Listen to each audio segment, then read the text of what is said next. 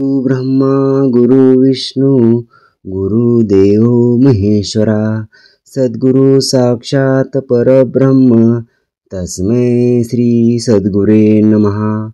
जय जय रघुवीर समर्थ। श्रीमत दासबोध दशक 14वा अखंड ध्याननाम समास 3 कवित्व कला निरूपण नाम श्रीराम समर्थ। कवित्व शब्द सुमनमाळा अर्थ परिमळ आगळा तेने संत षटपद कुळा आनंद होय। आता सध्या अखंड ध्याननाम हा दशक सुरू असून मागील आठवड्यामध्ये आपण या दशकातील समास 2 भिक्षा निरूपण नाम या समासाचे श्रवण केले। येथे आपण भिक्षा कशाची मागितली तर त्या परमात्म्याची अखंड अशी भक्ती आम्हाला प्राप्त व्हावी त्याची भिक्षा आपण इथे मागितली। आता या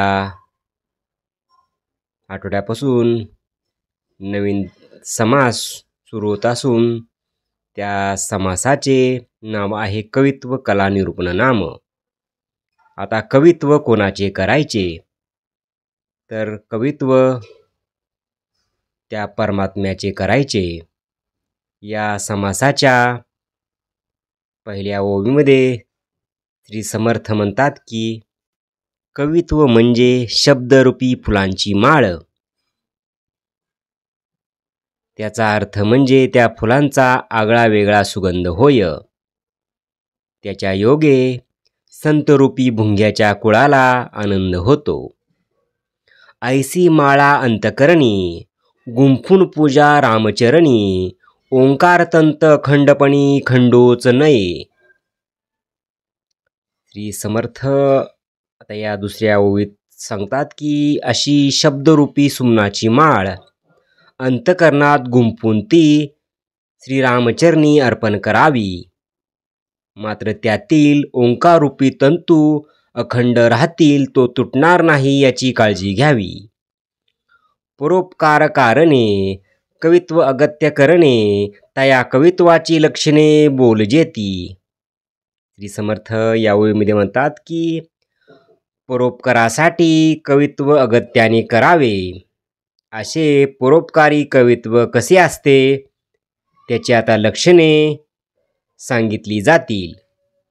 जेणे घडे भगवत भक्ती जेणे घडे विरक्ती ऐसी या कवित्वाची युक्ती आधी वाढवावी। श्री समर्थ या ओळीमध्ये सांगतात की ज्या योगे भगवत भक्ती घडेल विरक्ती घडेल अशा कवित्वाची निर्मिती व्हावी म्हणून जे उपाय करणे जरूर आहे ते आधी करावेत। क्रियेशिवायच्या शब्दज्ञानाला सज्जन लोक महत्त्व देत नाहीत म्हणून आधी अनुतापाने देवाला प्रसन्न करून घ्यावे। क्रियेविन शब्दज्ञान तया न मानिती सज्जन म्हणून देव प्रसन्न अनुतापे करावा। श्री समर्थ या ओवीत सांगतात की देवाच्या प्रसन्नतेने त्याच्या कृपेने जे जे बोलले जाते ते अत्यंत प्रशंसनीय असते त्याला प्रासादिक असे नाव आहे। देवाची न जे प्रसन्नपणे जे जे घडले बोलणे ते अत्यंत श्लाघ्यवाने या नाव प्रासादिक। श्री समर्थ या ओळीमध्ये म्हणतात की देवाच्या प्रसन्नतेने त्याच्या कृपेने जे जे बोल जाते ते अत्यंत असे प्रशंसनीय आहे आणि त्यालाच प्रासादिक असे नाव आहे। धीत पाट प्रासादिक ऐसे बोलती अनेक तरी हा विचित्र त्रिविध विवेक बोलजेल। श्री समर्थ येथे सांगतात की धीट पाट आणि प्रासादिक असे काव्याचे 3 प्रकार अनेक जण सांगतात। या 3 प्रकाराबद्दल येथे विचार सांगितला जाईल। धीट म्हणजे धीटपणे केले जे जे आपुल्या मनास आले बळेची कवित रचले या नाव धीट बोलिजे। समर्थ म्हणतात की धीट म्हणजे जे आपल्या मनात आले त्यावर बळेच धीटपणे जे कवित्व रचले जाते त्याला धीट हे नाव दिले जाते. पाठ म्हणजे पाठांतर, बहुत पाहिले ग्रंथांतर, तयासारखा उतार आपणाची केला. श्री समर्थ यावेळी म्हणतात की पाठ म्हणजे पाठांतर आणि ग्रंथांचा अभ्यास केल्यानंतर त्याच्या धर्तीवर आपणही काव्य रचले जाते त्यास पाठ म्हणतात. शीघ्रची कवित्व जोडिले, दृष्टी पडिले त्याची वर्णिले, भक्ती वाचून जे केले त्या नाव धीटपाठ. श्री समर्थ म्हणतात की जे दृष्टीस पडले त्यावर जे शीघ्र असे कवित्व केले जाते त्याला ज्यामध्ये भक्ती नसते त्याला धीटपाठ असे म्हटले जाते. कामिक रसिक शृंगारिक, वीरहास्य प्रास्ताविक, कौतुक विनोद अनेक या नाव धीटपाठ. श्री समर्थ या ओळीमध्ये सांगतात की कामिक, रसिक, शृंगारिक, वीरहास्य या रसाने युक्त ज्यात काही गोष्टी आश्चर्यजनक, विनोद, प्रास्ताविक वेगळे असते त्याला धीटपाठ म्हटले जाते. मन झाले कामाकार, तैसेच निगती उद्धार, धीटपाटे परपार पाविजेत नाही. श्री समर्थ या ओवीत सांगतात की मन ज्यावेळी काम वासनेने भरून कामाकार होते त्यावेळी कवी जे कवित्व रचतो ते कामाकारच असते त्यालाच धीटपाठ म्हणतात. पण अशा काव्याने भवसागरातून मुक्तता होणार नाही. व्हावया उदर शांती, करणे लागे नरस्तुती, तेथे केली जे उत्पत्ती त्या नव धीटपाठ. श्री समर्थ या ओळीमध्ये सांगतात की पोटातील भुकेची आग शांत करण्यासाठी एखाद्या मनुष्याची स्तुती करण्यासाठी जी विद्वता प्रकट केली जाते त्या काव्यास धीटपाठ म्हटले जाते. कवित्व नसावे धीटपाठ, कवित्व नसावे खटपट, कवित्व नसावे उद्धट पाषांड मत. श्री समर्थ आता इथे सांगतात की कवित्व कसे नसावे. तर समर्थ इथे सांगतात की कवित्व धीटपाठ नसावे किंवा ते ओढून ताडून केलेले नसावे, तसेच ते उद्धट किंवा पाखंड मताने युक्त नसावे. कवित्व नसावे वादांग, कवित्व नसावे रसभंग, कवित्व नसावे रंगभंग दृष्टांतहीन. श्री समर्थ इथे सांगतात की कवित्व हे वादंग माजवणारे नसावे, तसेच ते रसभंग करणारेही नसावे, तसेच ते रंगभंग करणारे अथवा दृष्टांतहीनही नसावे. कवित्व नसावे पाल्लाळ, कवित्व नसावे बाष्कळ, कवित्व नसावे कुटिळ लक्षणीया. श्री समर्थ या ओळीमध्ये म्हणतात की कवित्व हे पाल्लाळी किंवा बाष्कळही नसावे, तसेच कोणत्या कुटील माणसाला लक्षून केलेलेही नसावे. हीन कवित्व नसावे, बोलजे तेने बोलावे, छंदभंग न करावे मुद्राहीन. श्री समर्थ या ओळीमध्ये म्हणतात की हीन दर्जाचे कवित्व नसावे, त्यात पुनरावृत्ती नसावी आणि छंद, वृत्ते वगैरे नियमाचा भंग केलेला नसावा. निर्दोष असे काव्य असावे. व्युत्पत्तीहीन, तर्कहीन, कळाहीन, शब्दहीन, भक्तिज्ञान वैराग्यहीन कवित्व नसावे. श्री समर्थ या ओवीत सांगतात की व्युत्पत्तीहीन, तर्कहीन, कलाहीन, शब्दहीन अशा ज्यात भक्ती ज्ञान वैराग्याचे वर्णन नाही असे कवित्व नसावे. भक्तिहीन जे कवित्व तेची जाणावे ठोंबे मत, आवडीहीन जे वक्तृत्व कंटाळवाणे. श्री समर्थ या ओळीमध्ये म्हणतात की भक्तिहीन असलेले कवित्व म्हणजे अडाणी माणसाचे मत असे समजावे. भक्तीची आवड नसताना केलेले वक्तृत्व कंटाळवाणे होते. भक्तिविन जो अनुवाद, तोची जाणावा विनोद, प्रीतिविनी संवाद घडे केवी. श्री समर्थ या ओळीमध्ये सांगतात की भक्तीशिवाय केलेले काव्य म्हणजे विनोद किंवा कर्मणूक होय. भगवंताविषयी प्रेम नसेल तर भगवंताशी संवाद कसा घडेल.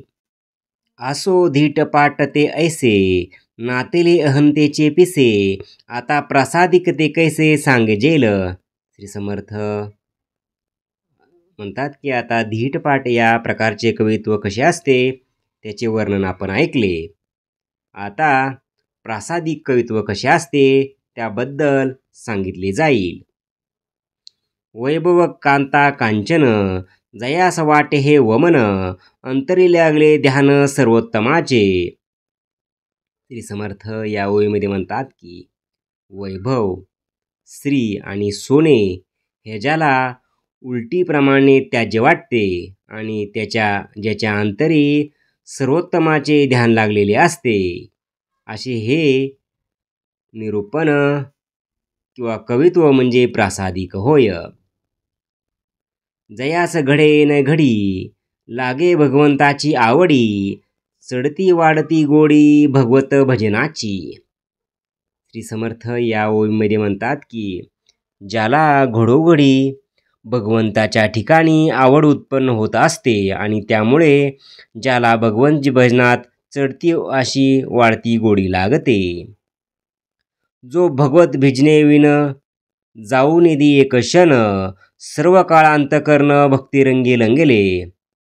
श्री समर्थ या ओळीमध्ये म्हणतात की जो भगवत भजनाशिवाय एक क्षणही वाया जाऊ देत नाही आणि त्याच्या अंतकरणात सर्व काळ भक्ती रंगलेली असते, अशी भक्ती म्हणजेच प्रासादिक. जया अंतरी भगवंत, अचळ राहिला निवांत, तो स्वभावे जे बोलत ते ब्रह्मनिरूपण.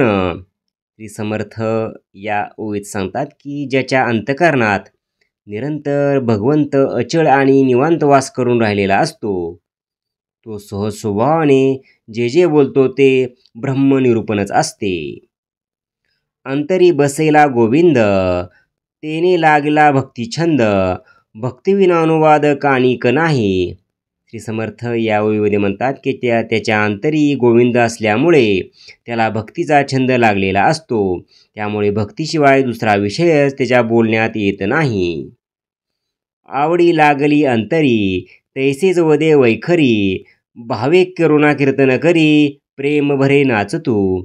श्री समर्थ या ओळी म्हणतात की मनात भक्तीची अत्यंत आवड असल्याने त्याची वाणी त्याचप्रमाणे भक्ताविषयी बोलते. तो अत्यंत प्रेमाने करुणेने भगवंताला आळवीत कीर्तन करून प्रेमप्रमाणे नाचतो. भगवंती लागले मन, तेने आठवे देहभान, शंका लज्जा पळून दुरी ठेली. श्री समर्थ या ओळीत सांगतात की भगवंताच्या ठिकाणी मन जडलेले असल्याने त्याला देहभान उरत नाही, त्यामुळे शंका आणि लोकलाज त्याच्यापासून तो पळून जातात.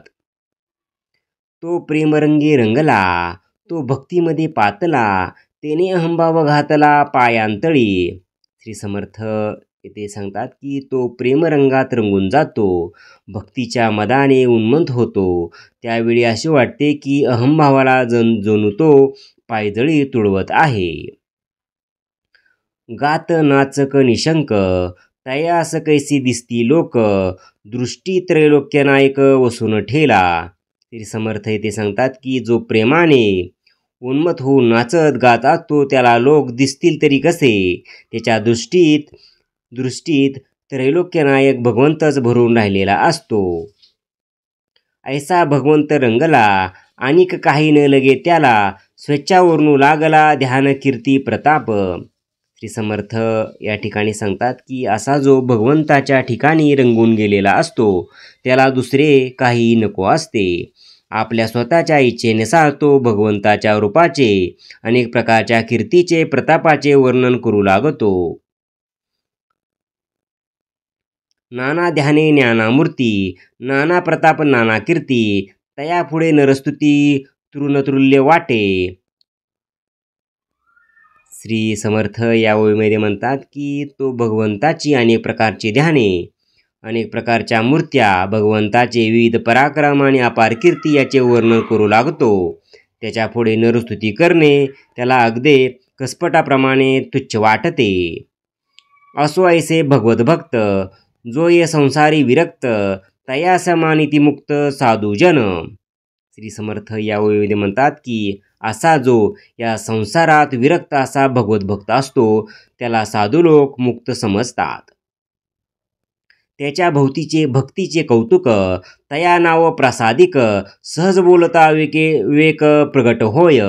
श्री समर्थ म्हणतात की त्याच्या भक्तीमुळे जे कौतुकास्पद काव्य होते त्याला प्रासादिक कवित्व म्हणतात आणि त्यातून सहजपणे विवेक प्रगट होत असतो. ऐसे कवित्व लक्षण केलेचे करू निरूपण जेणे निवे अंतकरण श्रोती याचे. श्री समर्थ या ओळीत सांगतात की आता कवित्वाच्या लक्षणाचे पुन्हा निरूपण करूयात. त्या योगे श्रोत्याचे अंतकरण निक्केच निवेल. कवित्व असावे निर्मळ, कवित्व असावे सरळ, कवित्व असावे प्रांजळ अन्वयाचे.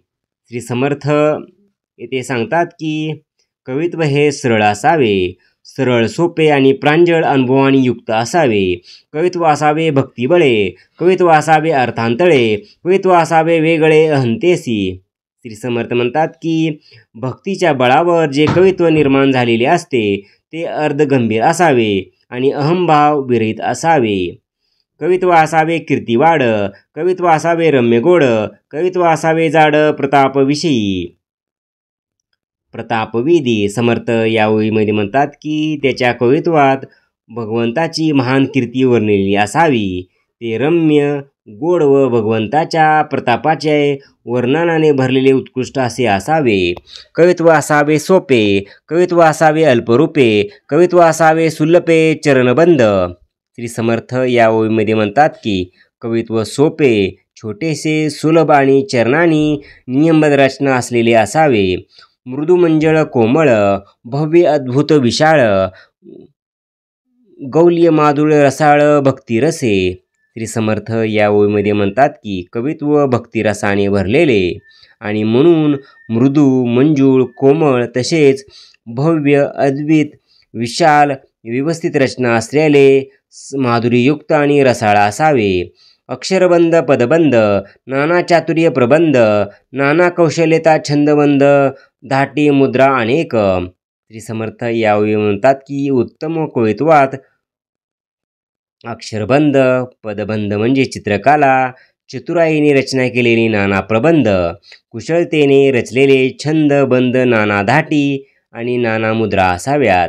नाना युक्ती, नाना बुद्धी, नाना कळा, नाना सिद्धी, नाना अन्वये साधी, नाना कवित्व. श्री समर्थ या ओळीमध्ये म्हणतात की त्यात नाना युक्ती, नाना बुद्धी, नाना कला, नाना सिद्धी, नाना अन्वय साधणारे अनेक प्रकारचे कवित्व असावे. नाना साहित्य दृष्टांत, नाना तर्क घातमात, नाना संमती सिद्धांत पूर्वपक्षेची. श्री समर्थ या ओळीमध्ये म्हणतात की त्यात अनेक प्रकारचे साहित्यिक दृष्टांत, नाना तर्क, त्याची स्थापना, त्याचे खंडन तसेच पूर्वपक्षासह नाना संमती आणि नाना सिद्धांताचे निरूपण असावे. नाना गती, नाना व्युत्पत्ती, नाना मती, नाना स्फूर्ती, नाना धारणा, नाना धृती, तया नाव कवित्व. श्री समर्थ येथे सांगतात की नाना मती, नाना व्युत्पत्ती, नाना स्फूर्ती, नाना धारणा तसेच नाना धृती ज्यात असतात त्यास कवित्व म्हणावे. शंका आशंका प्रत्योत्तरे, नाना काव्य शास्त्राधारे, तुटे संशय निर्धारे निर्धारिता. श्री समर्थ या ओळीमध्ये म्हणतात की त्यात शंका आशंका प्रत्युत्तरे शास्त्राधार देण्यासाठी दुसरी नाना काव्ये असावीत. त्यामुळे अध्यात्माविषयी निर्धार होऊन त्यायोगे सर्व संशय नष्ट होतात. नाना प्रसंग, नाना विचार, नाना योग, नाना विवर, नाना तत्वचर्चासार या नाव कवित्व. नाना साधने पुनच्चरणे, नाना तीर्थे तपे तीर्थाटने, नाना संदेह फेडणे या नाव कवित्व. श्री समर्थ म्हणतात की ज्यात नाना प्रसंग, नाना विचार, नाना विषयाचे विवरण, नाना तत्वाच्या चर्चा, नाना साधने, नाना पुनच्चरणे, नाना प्रकारची तपे आणि तीर्थाटण्याचे वर्णन असून नाना प्रकारचे संदेह फेडले जातात त्याला कवित्व म्हणतात. जेणे अनुताप उमजे, जेणे लौकिक सालाजे, जेणे अनुताप उपजे, जेणे लौकिक लाजे, जेणे ज्ञान उमजे तया नाव कवित्व. श्री समर्थ म्हणतात की वरील प्रकारच्या कवित्वामुळे काय लाभ होतो हे तेथून पुढे सांगितले आहे. ज्याने पश्चाताप उत्पन्न होतो, लौकिक सुखाच्या आसक्तीची लाज वाटते आणि ज्ञान होते त्यास कवित्व म्हणावे. जेणे ज्ञान हे प्रबळे, जेणे वृत्ती हे मावळे, जेणे भक्तिमार्ग कळे या नाव कवित्व.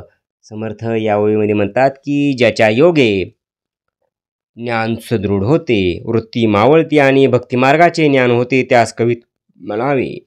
जेणे सद्बुद्धी तुटे, जेणे भवसिंधू आटे, जेणे भगवंत प्रगटे या नाव कवित्व. श्री समर्थ या ओळीमध्ये म्हणतात की ज्याच्या योगे देहबुद्धी नष्ट होते, भवसागर आटून जातो आणि भगवंत प्रगट होतात त्यात कवित्व म्हणावे. जेणे सद्बुद्धी लागे, जेणे पाषांड भंगे, जेणे विवेक जागे ते या नाव कवित्व. समर्थ या ओळी म्हणतात की ज्या योगे सद्बुद्धी उत्पन्न होते, पाखंड नाहीसे होते आणि विवेक जागृत होतो त्यास कवित्व म्हणावे. जेणे घडे, जेणे सद्वस्तू भासे, जेणे भास हा निरसे, जेणे भित्रत्व नासे या नाव कवित्व. श्री समर्थ या ओळी म्हणतात की ज्याच्या योगे सद्वस्तूचा साक्षात अनुभव येतो, मायेचा आभास मावळतो आणि द्वैत्वाचा नाश होतो त्यास कवित्व म्हणावे. जेणे होय समाधान, जेणे तुटे संसार बंधन, जया मानसी सज्जन तया नाव कवित्व. श्री समर्थ म्हणतात की ज्याच्या योगे संसार बंधन तुटून शाश्वत समाधान प्राप्त होते, ज्याला सज्जन म्हणतात तेच कवित्व होय. ऐसे हे कवित्व लक्षण सांगता ते असाधारण, परंतु काही एक निरूपण बुजावया केले. श्री समर्थ आता शेवटी सांगतात की कवित्व लक्षण खरे म्हणजे असाधारण आहे, पण ते कळावे यासाठी थोडेफार निरूपण येथे केले आहे. इति श्रीदास बोधे गुरु शिष्य संवादे कवित्वकला निरूपण नाम समास तिसरा. जय जय रघुवीर समर्थ. ओम श्री गुरुदत्तात्रेय श्रीपाद श्री वल्लभाय नमः. ओम श्री गुरुदत्तात्रेय श्रीपाद श्री वल्लभाय नमः. ओम श्री गुरुदत्तात्रेय श्रीपाद श्री वल्लभाय नमः. ओम श्री गुरुदत्तात्रेय श्रीपाद श्री वल्लभाय नमः. ओम श्री गुरुदत्तात्रेय श्रीपाद श्री वल्लभाय नमः. ओम श्री गुरुदत्तात्रेय श्रीपाद श्री वल्लभाय नमः. ओम श्री गुरुदत्तात्रेय श्रीपाद श्री वल्लभाय नमः. ओम श्री गुरुदत्तात्रेय श्रीपाद श्री वल्लभाय नमः. ओम श्री गुरुदत्तात्रेय श्रीपाद श्री वल्लभाय नमः. ओम श्री गुरुदत्तात्रेय श्रीपाद श्री वल्लभाय नमः. ओम श्री गुरुदत्तात्रेय श्रीपाद श्री वल्लभाय नमः. ओम श्री गुरुदत्तात्रेय श्रीपाद श्री वल्लभाय नमः. ओम श्री गुरुदत्तात्रेय श्रीपाद श्री वल्लभाय नमः. ओम श्री गुरुदत्तात्रेय श्रीपाद श्री वल्लभाय नमः. ओम श्री गुरुदत्तात्रेय श्रीपाद श्री वल्लभाय नमः. ओम श्री गुरुदत्तात्रेय श्रीपाद श्री वल्लभाय नमः. जय सद्गुरु.